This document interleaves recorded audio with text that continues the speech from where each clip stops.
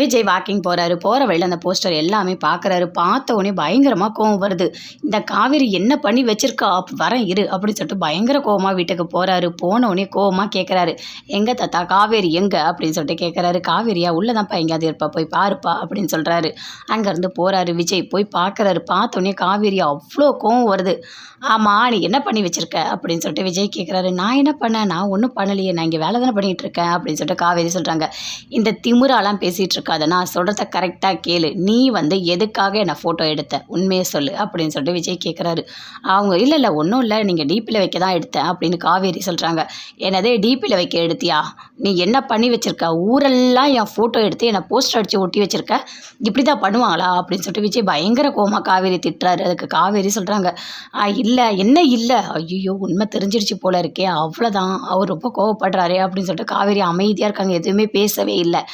ஆமாம் என்னது அது, நதி அப்பளம் யார், உங்கள் அம்மா போடுறாங்களா அந்த அப்பளமா, அதுக்காக என்ன நீ யூஸ் பண்ணியிருக்கியா, என்னோட பர்மிஷன் இல்லாமல் நீ ஃபோட்டோ எடுத்து போஸ்ட் அடித்து ஊர் ஃபுல்லாக ஒட்டி வச்சுருக்க, உனக்கு எவ்வளோ தைரியம் இருக்கணும், என்னோட பர்மிஷன் நீ கேட்டியா, நான் ஓகேன்னு சொன்னேனா, நான் எதுவுமே சொல்லவே இல்லையே அப்படின்னு விஜய் சொல்கிறாரு.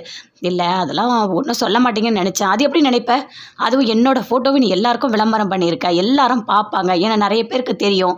என்ன விஜய் அப்பளம் அட்வர்டைஸ்மெண்ட்டில் நடிச்சிருக்காரு அப்படின்னு சொல்லிட்டு எல்லாரும் என்னை கேள்வி கேட்க மாட்டாங்களா, எதுக்காக நீ இப்படி பண்ண அப்படின்னு சொல்லிட்டு விஜய் பயங்கரமாக கோவப்படுறாரு. இல்லை நீங்கள் கொஞ்சம் கூலாகுங்க, நான் வேணும்னு பண்ணலை அப்படின்னு சொல்கிறாங்க. என்ன வேணும்னு பண்ணலையா, எல்லாம் பிளான் பண்ணி தானே பண்ணேன், என்னை கூட்டிகிட்டு போயிட்டு டிபியில் வைக்கலாம், ஃபோட்டோ எடுக்கலாம், எல்லாமே அப்பளம் கொடுத்து சூப்பராக பக்காவாக எல்லாம் பிளான் பண்ணி பண்ணியிருக்கேன் நீ அப்படின்னு சொல்கிறது. அதை கேட்டோன்னே அப்படியே காவேரி அழற மாதிரி ஆகுறாங்க.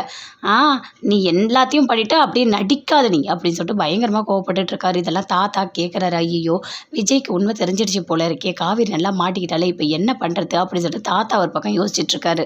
சரி இதுக்கு மேலே அமைதியாக இருந்தால் சரியாக இருக்காது, நம்ம போயிட்டு பேசலாம் விஜய்கிட்ட அப்படின்னு தாத்தா வராரு. நடந்த எல்லாத்தையுமே சொல்கிறாரு.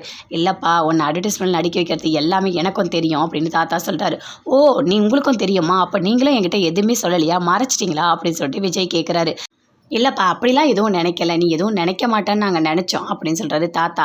எப்படி தாத்தா, எப்படி நீங்கள் நினச்சிங்க, இது எவ்வளோ பெரிய தப்பு தெரியுமா, என்னோட பர்மிஷன் இல்லாமல் நீங்கள் என்னை வச்சு அட்வர்டைஸ்மெண்ட் எடுத்து அதுவும் ஊரெல்லாம் ஒட்டி வச்சுருக்கீங்க, இதெல்லாம் நல்லா இருக்கா அப்படின்னு சொல்லிட்டு பயங்கரமாக கோவப்படுறாரு. இங்கே பாரு காவேரி நீ பேசாத என்கிட்ட அப்படின்னு சொல்லிட்டு பயங்கர கோவமாக உள்ளே போகிறாரு. ஐயோ என்ன பண்ணுறதுன்னு தெரியலையே அப்படின்னு சொல்லிட்டு காவேரி அப்படி பின்னாடியே போகிறாங்க.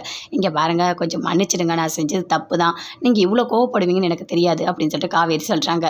எதுவுமே பேசவே இல்லை. விஜய் அமைதியாக இருக்காரு. அப்படி பார்க்குறாங்க. ஐயோ இவருக்கு இவ்வளோ கோவம் வரும்னு தெரியாமல் போயிடுச்சு அப்படின்னு சொல்லிட்டு காவேரி யோசிக்கிறாங்க. இவர் கோவத்தை எப்படி சரி பண்ணுறதுனே தெரியலையே அப்படின்னு சொல்லிட்டு பயங்கரமாக ஃபீல் பண்ணிகிட்டு இருக்காங்க. அப்படியே வெளியே வராங்க. வெளியே யோசிச்சுட்டு இருக்காங்க, என்ன பண்ணலாம், இதை எப்படி, இந்த பிரச்சனையை எப்படி சரி பண்ணலாம் அப்படின்னு சொல்லிட்டு. அங்கே அப்படியே யமுனா பார்க்குறாங்க. பார்த்தோன்னே என்ன அக்கா இந்த டைமில் எப்படி நடந்துட்டுருக்கா அப்படின்னு சொல்லிட்டு கிட்ட வராங்க. கேட்குறாங்க, என்ன ஆச்சுக்கா, ஏன்க்கா இந்த டைமில் இங்கே நடந்துகிட்ருக்க, உள்ளே போய் படுக்கலையா அப்படின்னு சொல்லிட்டு கேட்குறாங்க. அதுவா ஒன்றும் இல்லை நான் சும்மா ஒரே உள்ளே நல்லா இல்லை, கொஞ்சம் காற்று வாங்கலாம்னு சொல்லிட்டு நான் வந்தேன் அப்படின்னு சொல்கிறாங்க. காற்று தானக்க வாங்க வந்தேன், வேறு எதுவும் பிரச்சனை இல்லை அப்படின்னு சொல்லிட்டு யமுனா கேட்குறாங்க. அதெல்லாம் ஒன்றும் இல்லை யமுனா, நான் உள்ளே போகிறேன், நீ போய் தூங்க போ அப்படின்னு காவேரி சொல்லிட்டு உள்ளே போகிறாங்க.